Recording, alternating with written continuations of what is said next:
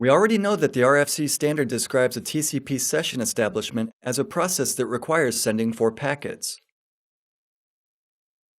Please note that, having received the second ACK packet, the server should be silent. In practice, computer systems, and we're not talking here only about the TCP implementation in operating systems, but also in network devices, would behave differently. The initiator would send a SYN packet with its own initial sequence number. The server would respond with an ACK packet, increasing the acknowledgement number. The client would silently accept the ACK packet. Up to this point, everything would happen normally. At this point, the server would send to the initiator the third packet. That is, its own SYN packet with a pseudo-random sequence number and a valid acknowledgement number.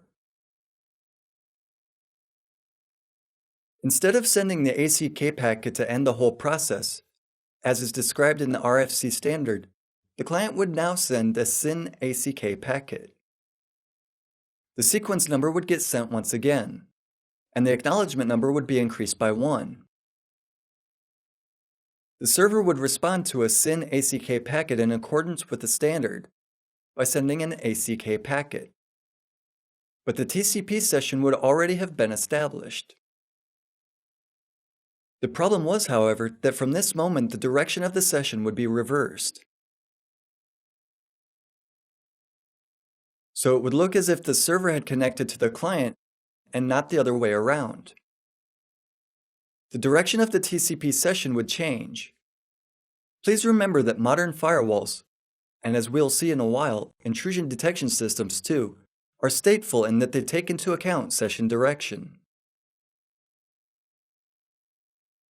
From that moment on, it looked as if a trusted computer from inside connected to an untrusted computer from outside. In reality, it was exactly the opposite. We have yet to mention that the ACK acknowledgement does not affect the way the process unfolds.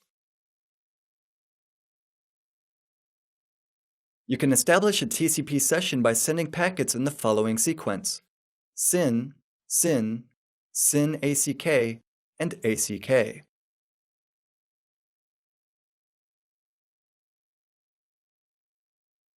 Let's summarize now the results of the research conducted by Breakpoint Systems in NSS Lab.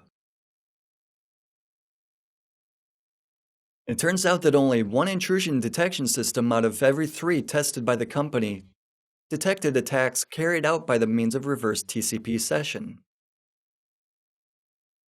If the session was established through a 3-way handshake, all systems tested were able to detect the attack. Reversing the session direction fooled 2 out of the 3 systems. You'd think that the ratio is not bad, but the problem was that the system which passed the test successfully was stateless. It didn't analyze session state. Other high-end stateful systems were deceived. The built-in system firewalls of Windows Vista, Linux, and Apple systems were tested too. None of these firewalls were able to stop the attack.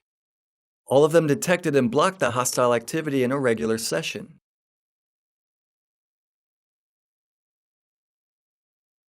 A year later, the NSS Lab company tested 6 professional firewalls, all of them top of the range, for effectiveness of filtering the data sent in the reverse TCP sessions.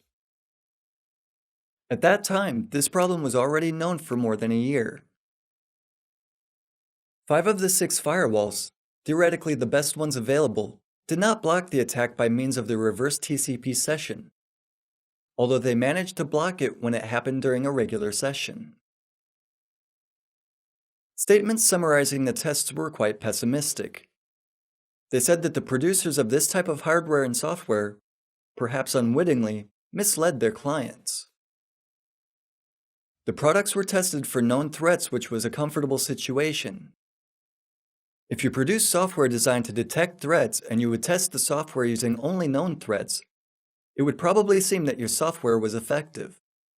The problem is that manufacturers of firewalls and intrusion detection systems cannot know all threats, because every now and then new threats surface.